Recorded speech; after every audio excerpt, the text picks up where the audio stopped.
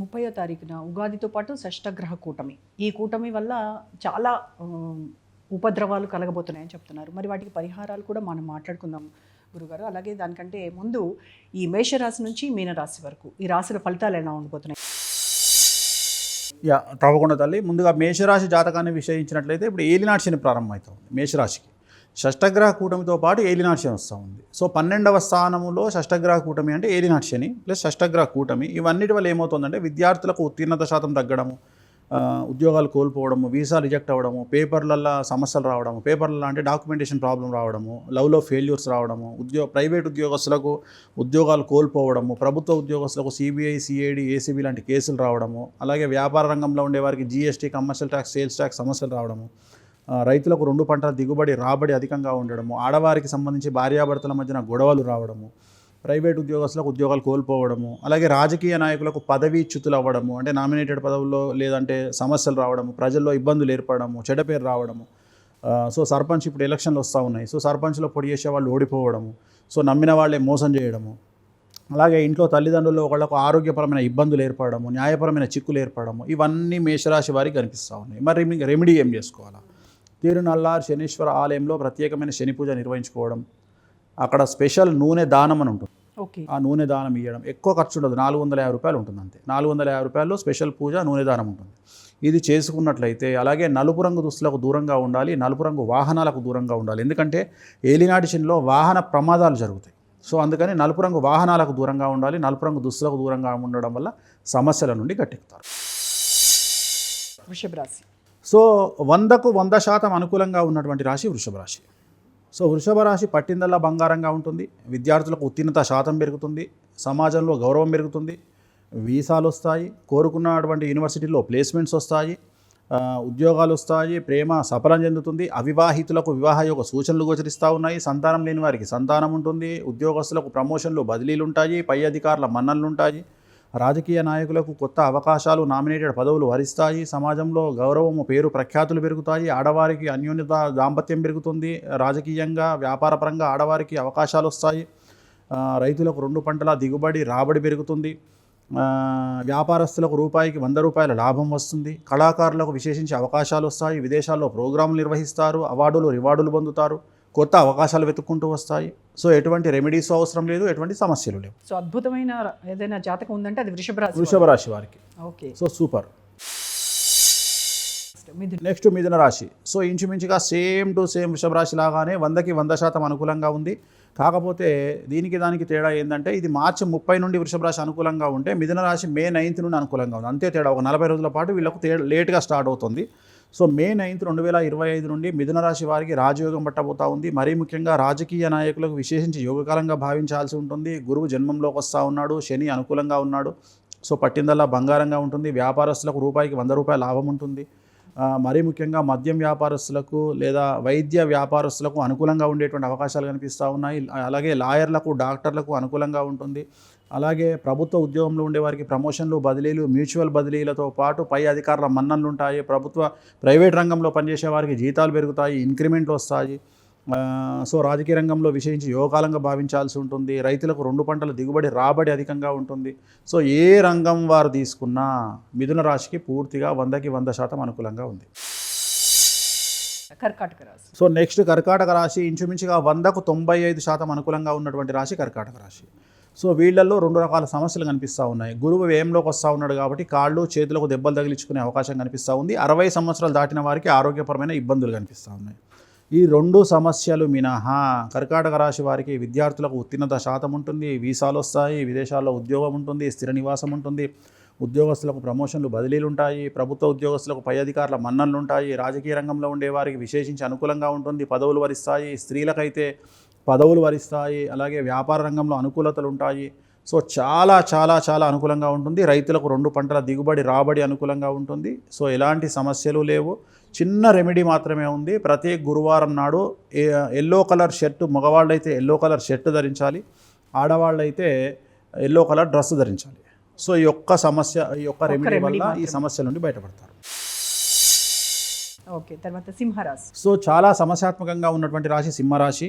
So సింహరాశి వారికి అష్టమ స్థానంలో షష్టగ్రహ కూటమి ఏర్పడతా ఉంది. దీన్ని షష్టాష్టకాలు అంటాం మనం. So it is very dangerous. ఆరోగ్యపరంగా, సామాజికంగా, న్యాయపరంగా, రాజకీయ పరంగా, ఆర్థికంగా పెను సంచలనాలు ఉండబోతూ ఉన్నాయి. సో సింహరాశి వారికి మరీ ముఖ్యంగా మీడియా అనేది సింహరాశిలోకి వస్తుంది. సో సెలబ్రిటీలు ఎవరైనా సరే, మీడియా రంగంలో ఉండే వాళ్ళైనా సరే, సినిమా వాళ్ళైనా సరే, రాజకీయ రంగంలో ఉండే సెలబ్రిటీలైనా, ఏ సెలబ్రిటీకైనా ఈ సంవత్సరం పెను సంచలనాలు ఉండబోతూ ఉన్నాయి. సింహరాశి జాతకంలో విద్యార్థులకు ఉత్తీర్ణత శాతం తగ్గుతుంది, మార్కులు తగ్గుతాయి, బ్యాక్లాగ్స్ మిగులుతాయి, లవ్లో ఫెయిల్యూర్స్ కనిపిస్తూ ఉన్నాయి.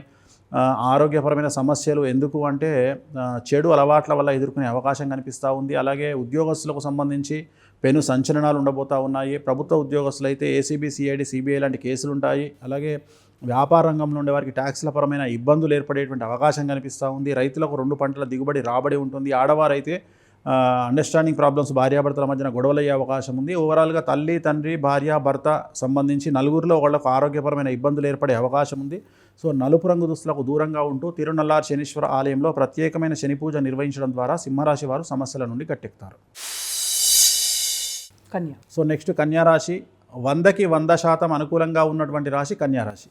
సో కన్యారాశి విపరీత రాజయోగం కనిపిస్తూ ఉంది. కొత్త అవకాశాలు ఎదుర్కొంటూ వస్తాయి. మంచి అనుకూలతలు ఎదుర్కొంటారు.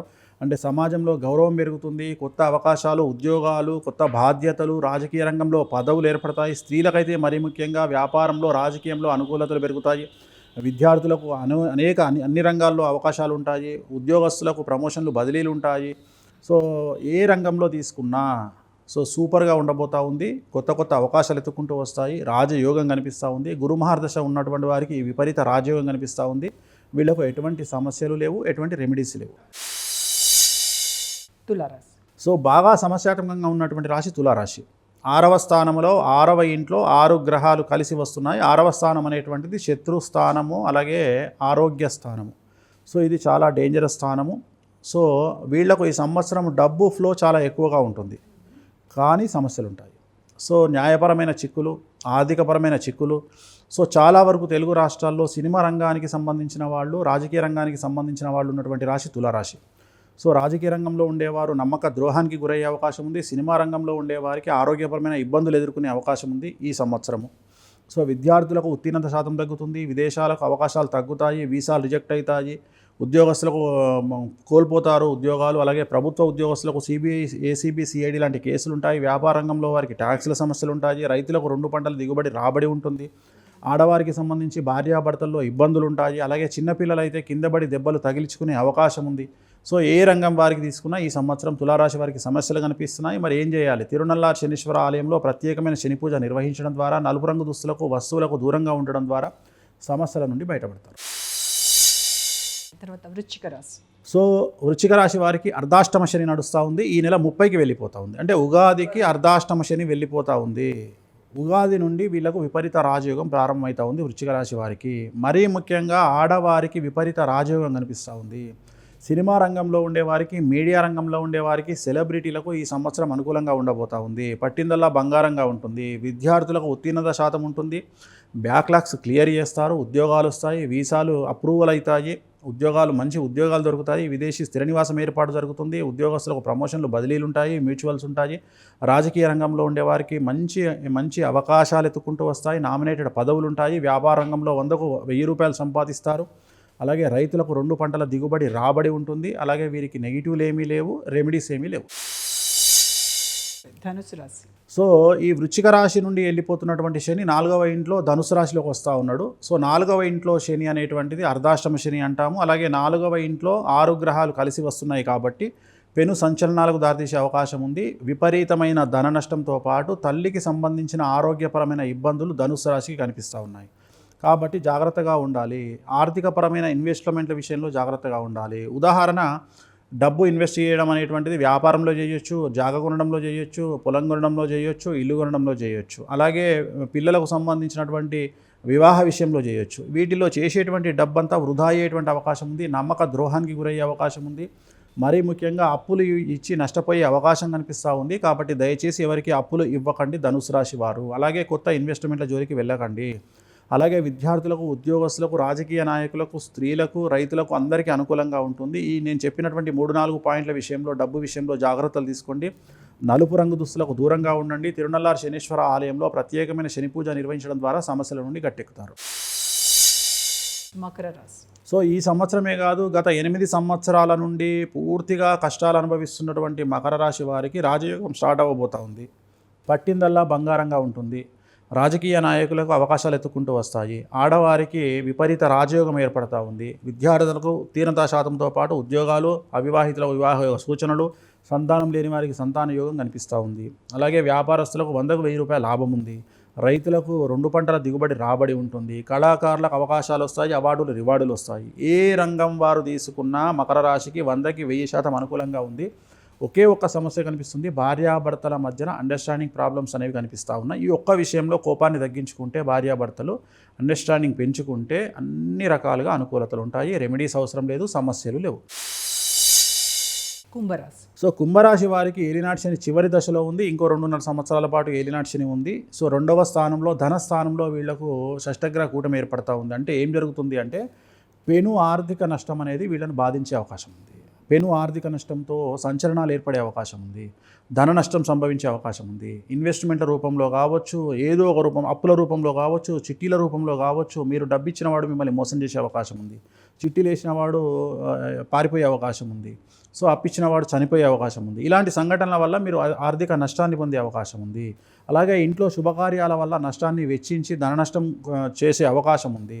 సో ఆరోగ్యపరమైన మానసికమైన ఇబ్బందులు ఉన్నాయి. సో నలుపు రంగు దుస్తులకు దూరంగా ఉండండి. సో విద్యార్థులకు, ఉద్యోగస్తులకు, రాజకీయ నాయకులకు, ఆడవారికి అందరికీ సమస్యలు కనిపిస్తున్నాయి. తిరునల్లారి శనీశ్వర ఆలయంలో ప్రత్యేకమైన పూజ, నలుపు రంగు దుస్తులకు దూరంగా ఉండడము, దీనివల్ల సమస్యల నుండి గట్టెక్కేటువంటి అవకాశం కనిపిస్తాం. మీనరాశి. సో చాలా సమస్యాత్మకంగా ఉన్నటువంటి రాశి మీనరాశి. ఎందుకంటే మీనరాశికి ఏలినాటి శని, షష్టగ్రహ కూటమి 2 వస్తున్నాయి కాబట్టి మీనరాశి వారు బాగా సఫర్ అయ్యేది ఆడవారు. రెండవది కళాకారులు, సెలబ్రిటీలు, రాజకీయ నాయకులు, వీళ్ళు వ్యాపారస్తులు, వీళ్ళందరూ విపరీతంగా నష్టపోతారు. న్యాయపరమైన చిక్కులు, ఆర్థికపరమైన చిక్కులు, అప్పు అడగాల్సి రావడము, వాహన ప్రమాదాలు, కుటుంబంలో ఆరోగ్య భంగములు, తల్లిదండ్రులు ఒకళ్ళకు ఆరోగ్య భంగములు, సమాజంలో చెడ్డ పేరు, కుటుంబంలో సంచలనం జరగడము, ఇవన్నీ ఈ సంవత్సరం గోచరిస్తూ ఉన్నాయి. నలుపు రంగు దుస్తులకు దూరంగా ఉండడము, తిరునల్లారి శనీశ్వర ఆలయంలో ప్రత్యేకమైన శని పూజ నిర్వహించుకోవడము, అలాగే గురువారం నాడు లేదా శుక్రవారం నాడు ఎల్లో కలర్ బట్టలు ధరించడము, వీటి వల్ల మ్యాక్సిమం రెమెడీస్, ఇలాంటి రెమెడీస్ చేయడం వల్ల సమస్యల నుండి పూర్తిగా గట్టెక్కి ఏలినాటి శని యొక్క తీవ్రతను తగ్గించుకునేటువంటి అవకాశాలు మీనరాశి వారికి కనిపిస్తూ ఉన్నాయి. అయితే ఇప్పుడు ఈ 12 రాశుల్లో కూడా ఎవరికైతే పరిహారం కావాలో వాళ్ళందరికీ మీరు ఒకటే సూచిస్తున్నారు, తిరునల్లారు శనీశ్వర స్వామి దర్శించుకోండి. ఏంటండి ఆలయం? మంచి ప్రశ్న. ఎందుకంటే శని అభయాన్ని ఇయ్యడు ఎక్కడ. శనికి అప్పచెప్పిన పని ఏంటిది? టార్చర్ పెట్టమని. మరి శని ఎట్లా మనకు అభయాన్ని ఇస్తాడు? అభయం ఇవ్వడం అంటే నేనున్నా అనడం. సో మొత్తం ప్రపంచంలో ఉన్న ఏకైక దేవాలయం తిరునల్లారి శనీశ్వర ఆలయంలో బంగారి కాకి మీద కూర్చొని శని అభయాన్ని ఇస్తాడు. నేనున్న ఆయన చూసుకుంటా అంటాడు. సో ఆ మాట ఆయన అన్నాడు అంటే ఇంకా మనకు టెన్షన్ ఎక్కడిది? సో అందుకని అక్కడికి వెళ్ళమని చెప్తున్నా. అభయాన్ని ఆయన దగ్గర నుండి పొందడం ద్వారా సమస్యల నుండి బయటపడవచ్చు. ఎంత పెద్ద సమస్యనైనా హరించేటువంటి గొప్పతనము ఆయన ఒక్కసారి మన వైపు ప్రేమగా చూస్తే శని మనకున్న సమస్యలన్నీ తొలగిపోతాయి. ఎందుకంటే మనల్ని కొట్టేవాడు ఆయనే కాబట్టి నేను కొట్టపోరా అంటే ఇంకా తిరుగులేదు మనకు. అందుకని అభయాన్ని ఇచ్చే శని కాబట్టి తిరునల్లారు వెళ్ళమని చెప్తాం. ఓకే, అంటే శనీశ్వర స్వామిలో చాలా చోట్ల ఉన్నారు కదా, అక్కడే ఎందుకు ప్రత్యేక? నలమహారాజు ప్రతిష్ఠించినట్టు దేవాలయము. నలమహారాజు గురించి మీకు తెలుసు కదా. సో నలమహారాజుకు సంబంధించింది. శని బంగారు కాకి మీద కూర్చొని ఉంటాడు. శని పుట్టిన ఊరు. సో అందుకని ప్రత్యేకత. దీన్ని అంతా ఎక్స్ప్లోర్ చేయడం వల్ల మనకు అవగాహన ఏర్పడుతుంది వీటి మీద. సో అక్కడ శని చాలా ప్రత్యేకించి అభయాన్ని ఇస్తాడు కాబట్టి అక్కడికే వెళ్ళమని చెప్తా ఉన్నాం.